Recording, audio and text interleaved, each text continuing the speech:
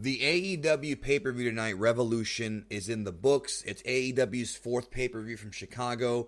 I think the McCormick Center was the building. The All Out show was from the Sears Center. Two different buildings, around the same size.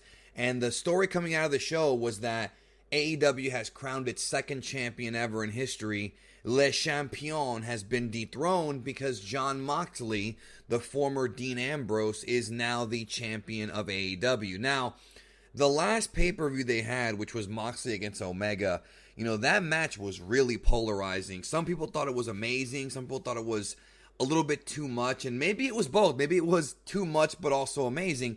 But, Moxley, with his win over Omega, becoming the number one contender makes sense. That actually makes a lot of sense.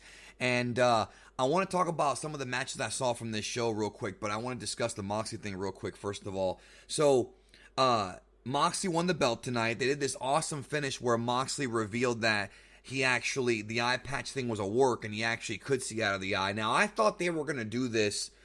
I thought they were going to do it before the match started and kind of have Jericho freak out, but they waited for close to the finish, which is kind of risky on Moxley's part, but the whole gimmick is that he's crazy, so it does fit with his character. And he hits him with the lifting DDT and got the 1, 2, 3 and became the second AEW champion.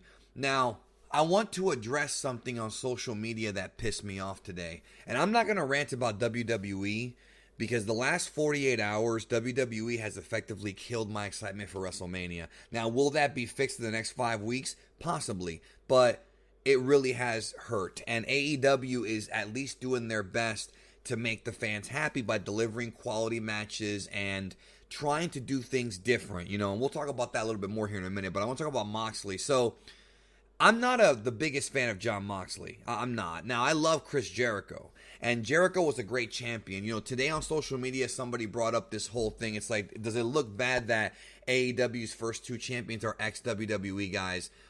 That's a very, very, very, very ignorant mentality to have. Very dumb mentality. I can't stand that mentality, but it's dumb Mark shit. And I'm going to explain to you why that is.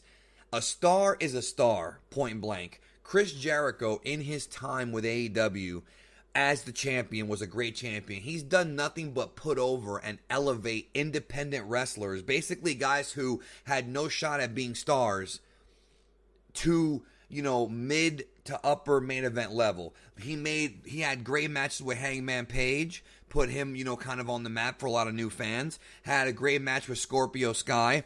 Elevated everyone in his group, including Sammy Guevara. Made Sammy Guevara, put him in the main event scene.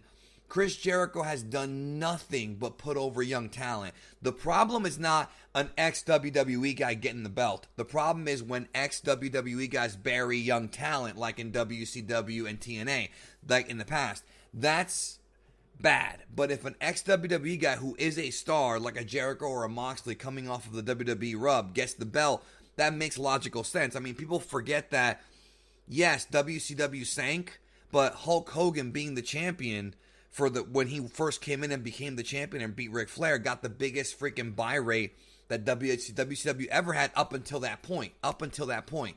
Stars are stars, and having a WWE guy win is not the problem. Having one bury the young guys is. Jericho didn't do it, and I don't think Moxley will. What surprises me, though, is that Moxley got the belt so soon. I expected Moxley to get the title in Vegas at Double or Nothing because that's his home. Like, that's where he lives. Obviously, he's from Cincinnati originally. Trained with Les Thatcher, who I interviewed 11 years ago, by the way. I got to go find that interview. It's online somewhere. But, I thought they were going to wait for that. Like, I thought Jericho would retain here and then he would get the belt, in Vegas, but they're not doing that, I'm not really sure what the plan is going forward. I figured that Kenny Omega would eventually become the champion, but that might not happen. Now, speaking of Kenny Omega, the show-stealing match was probably the Young Bucks against Omega and Hangman Page. And speaking of Hangman Page, Jericho really elevated him when they had their title match at All Out last year. But Hangman Page really has gotten good in the past month and a half. Like, he has become so entertaining. And this match with the Young Bucks, we know that Kenny and Young Bucks work a very fast style. And Hangman usually has a more methodical style, more kind of an old school style, but he fit right in with this, and it was a really, really good match. Omega and Hangman won. I thought the Bucks were going to get it, so interesting finishes here. But what I like about AEW is you can have a prediction for a finish, and if it doesn't go your way, which happens a lot, fans get mad at this.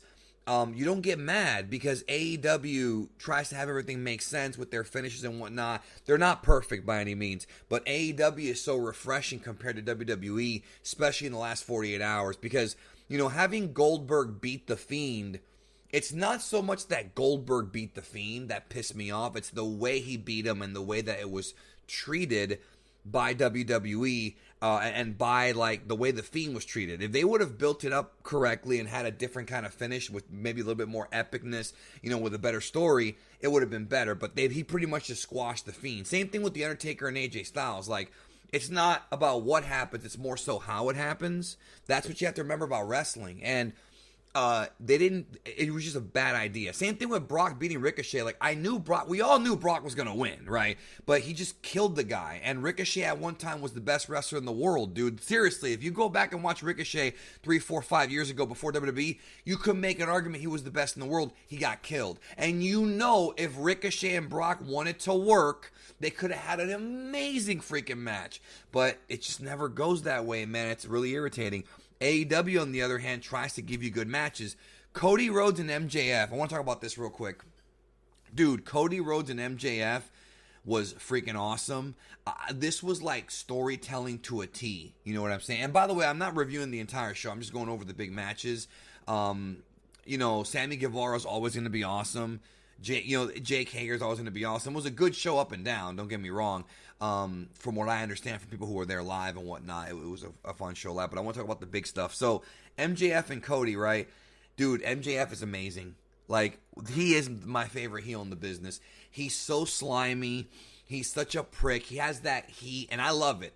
There's people. So we're talking about MJF here in a crowd of smart marks, the markiest people on the planet, and they still boo him and hate him, and that's beautiful to me, man. That's beautiful that they still believe that this guy's a genuine prick, and he acts like it on Twitter. He's not on Twitter apologizing. That's one thing I can't stand about the business now is you got heels who do these dastardly things on television and they go on Twitter and they apologize for it, therefore killing my suspension of disbelief. No, dude, play your character on TV and on social media. Who cares? Who cares about, kayfabe is dead, but at least try to make me believe. And it's worked for MJF. And I had a feeling Cody was not going to win, but the way they did it was great. And I loved how they had some really fun stuff here. There's one spot where Brandy Rhodes ends up getting caught in Wardlow's hands. And then Cody's like, let her go, let her go, let her go. And then Cody thought, okay, well, when he lets her go, I'm going to kick the shit out of him. So Cody tries to do it. Wardlow moves, and he ends up kicking Arn Anderson. That was freaking awesome. That was so well done. And the finish was great. Cody was hitting some crossroads, and then what happened was MJF pulled the ring and hit him with a ring in his hand, and clocked him, and then lands on top of him almost like a Three Stooges routine, and walks out the winner. So the cool thing about it is we're gonna have MJF talking trash on AEW TV for weeks now about how he destroyed Cody Rhodes and this, that, and the third, even though he barely got out, barely survived this thing. And that's great. I totally love that.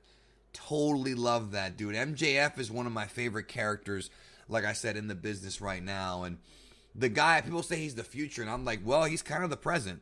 You know what I'm saying? He's kind of the present, if you ask me. Nyla Rose, I'm just not feeling it. Nyla Rose, I don't know if her getting the belt was a political thing or not. I feel like AEW's women's division is lackluster, if I'm being honest. It's getting better, though. It is getting better. Nyla Rose is improving. So I got to give her that. I don't think she should be champion, but also, it makes sense to why. You want to have this monster kind of, this awesome Kong type of monster to go in there and kind of, be this unstoppable, David and Goliath thing. I like Rio a lot, but, I know why she got the belt. I don't know if it was a political thing, but it makes sense for her to have the title. But I feel like their women's division is just kind of okay. It's kind of the weak spot of AEW. The reality is, and let's keep it real, WWE, the one thing they haven't really fucked up is the women, because the women's division there with Becky Lynch, Shayna, Charlotte, and don't even get me started on all the NXT girls, Bailey, they have a lot of good workers, yo. WWE has a phenomenal women's division if you take, Raw, SmackDown, NXT, put them all together. They have they have all the good women, they took a lot of the good women they've signed up throughout the years, so it's going to be tough for AEW to build on that, but they should keep trying to build on it, you know what I mean? So, overall, I can't say I'm disappointed. It was, solid stuff from what I saw, and we'll see what happens at Double or Nothing in May. We'll see what happens from Vegas, and then after that, it'll be All Out again in Chicago in August, or maybe September, depending on what day it lands. Usually it's Labor Day weekend, but we'll see, what if it's that Saturday or it's on Saturday or whatever. Anyways, right now AEW and New Japan is the kind of wrestling that I need. WWE is just complete garbage for the past 48 hours. I'm hoping Raw will be good. I'm hoping that they'll be able to improve on this, but it's a mess, yo. It is a mess, and there's been scuttlebutt behind the scenes that people are actually losing faith in Vince, including stockholders. So I don't know, man. We'll see what happens, but that's a different video altogether. Thank you again for watching, and let me know what you thought about AEW Revolution, and we'll talk soon.